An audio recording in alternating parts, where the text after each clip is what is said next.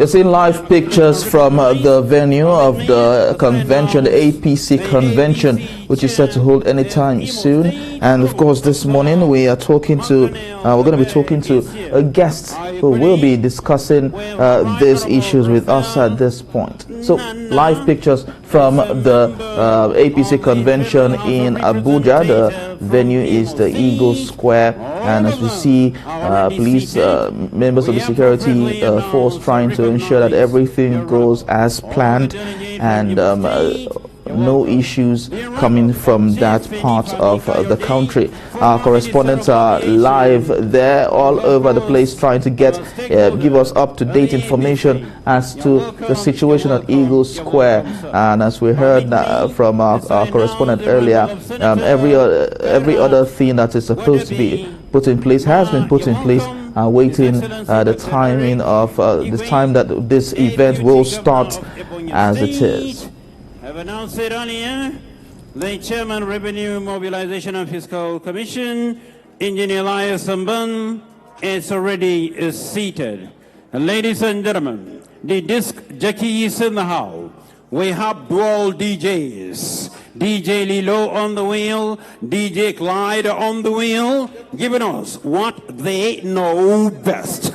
Ladies and gentlemen, Right Honorable, thank you very much. Right now, the arrival of the Right Honorable Amara Owanyo, the Deputy Leader of Imo State House of Assembly. You're welcome, please. DJ.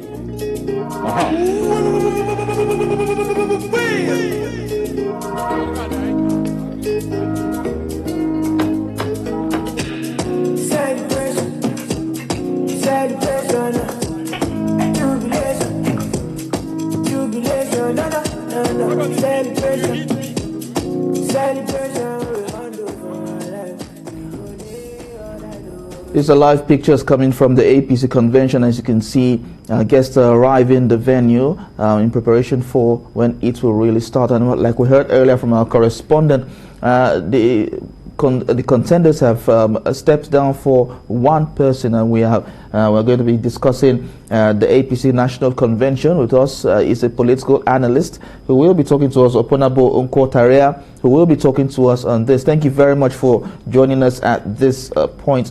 Now we see that 6 aspirants are contesting the position of the national chairman of the All Progressive Congress Party have agreed to step down for President Muhammadu Buhari's choice. That's Abdullahi Adamu.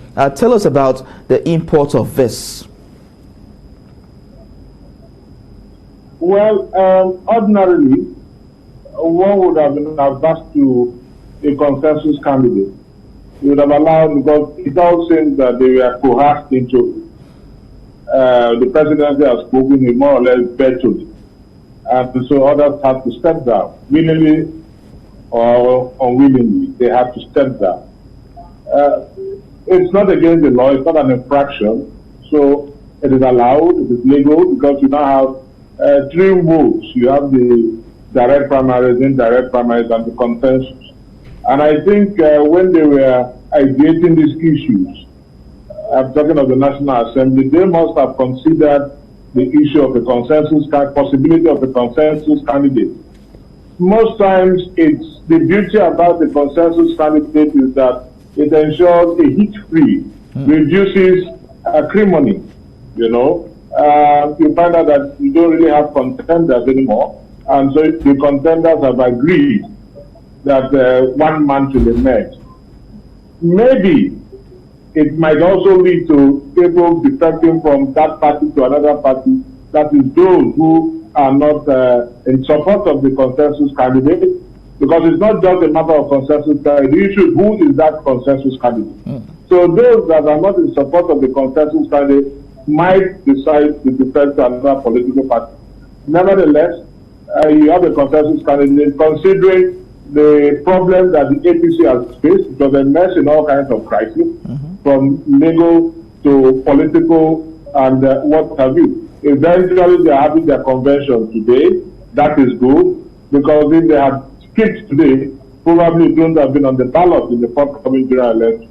So as far as the APC members are concerned, they are going to have their convention a chairman, substantive chairman will emerge, and that man who is going to superintend over the primary for their presidential elections, or their general elections, in fact, not just the presidential election. You have a consensus candidate. Willy-nilly, the party will have to accept that consensus candidate who is going to emerge, and in the person of Adam. Like you said, it's not against the law to have a consensus candidate and for people to step down for one person. But there are people, like you said earlier, who will not like this arrangement. How will this, do you think this might affect the party come 2023? Well, let me state here that even when you have direct primaries and indirect primaries, you still have persons that are not going to be happy with the candidates that will emerge. And so the issue of defection is a natural thing in Nigerian politics. A lot of people defect not because they disagree or they don't like the ideology of the political party. They defect for egocentric reasons. So even if you have a direct primary or indirect primary, when the candidates emerge, you're definitely going to have defections. If eventually, when you're also going to have the primaries, I'm talking about primaries for the general elections again, now you're talking about the convention. If a candidate emerges, a flag bearer emerges, and some members are not happy with the flag bearer that emerges, I would tell you they will still defect. So it is after the convention and then the primaries that you will now know members of the political parties that will remain in that party, hopefully to bring to fruition the dreams of the party. Okay. But between now, where you have the convention and the primaries, you're still going to have defection. Those that do not defect, some of them are going to play anti-party.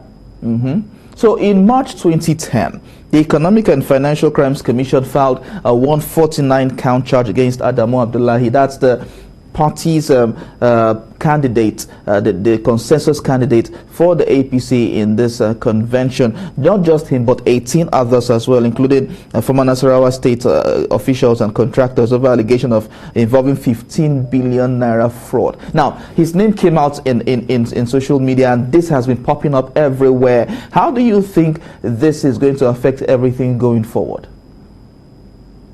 In Nigeria, it's not going to affect anything. Because really? we live in a country where the rule of law is caged and the administration of justice roundly subverted.